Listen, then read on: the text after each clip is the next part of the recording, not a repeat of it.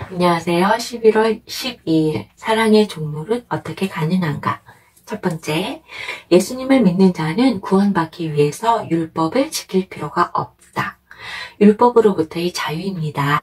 그러나 이 말은 마음대로 죄를 지어도 된다는 말은 아닙니다. 칭의는 범죄 면허증이 아닙니다.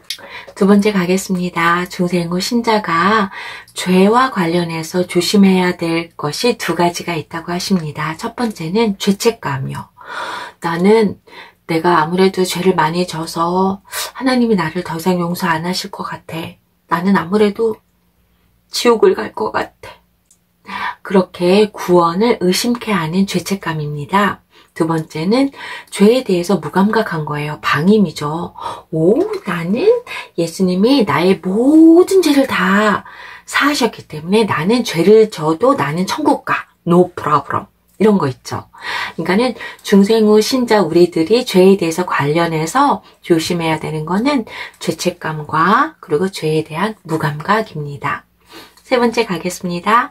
중생 후 신자가 죄를 짓는다고 구원이 무효화되지는 않습니다.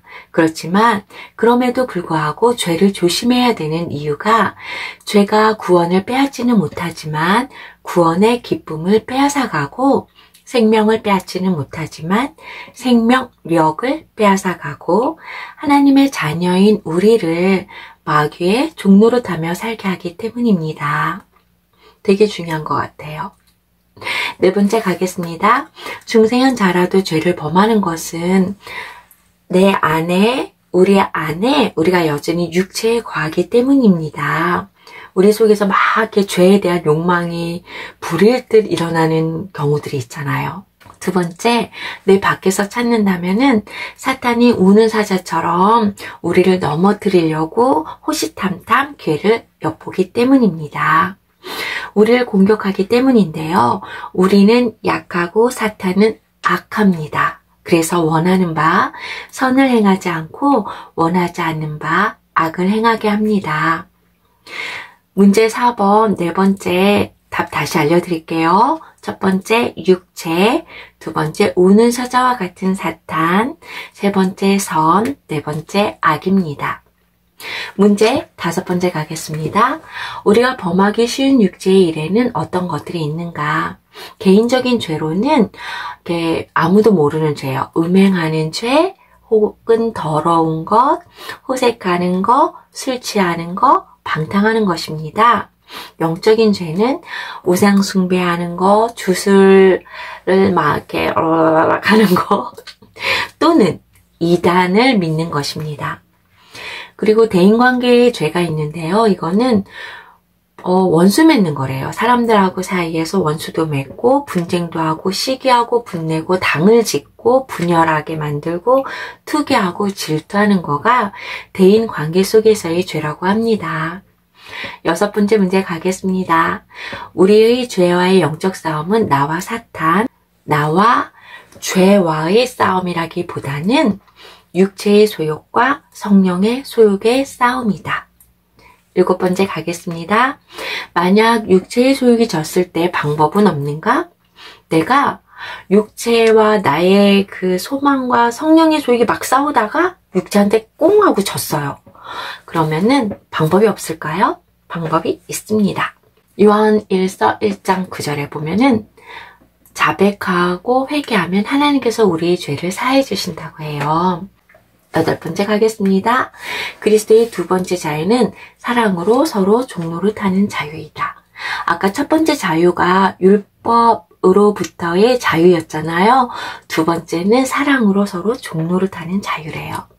아홉 번째 가겠습니다. 현저한 육체의 일 중에서 도덕적, 개인적인 죄는 나를 망가뜨린다.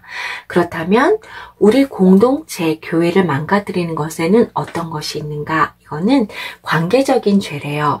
시기하고 분쟁하고 다투고 당짓고 분열하고 이간질하고. 열 번째 가겠습니다. 위의 죄가 무너뜨리는 교회는 그리스도의 몸이고 내가 대적하는 그 사람은 그리스도께서 대신 죽어주신 형제랍니다. 11번째 가겠습니다. 사랑의 종로릇은 해도 되고 안 해도 되는 선택도 아니고 안 하면 안 되는 또 하나의 무거운 멍해도 아니다.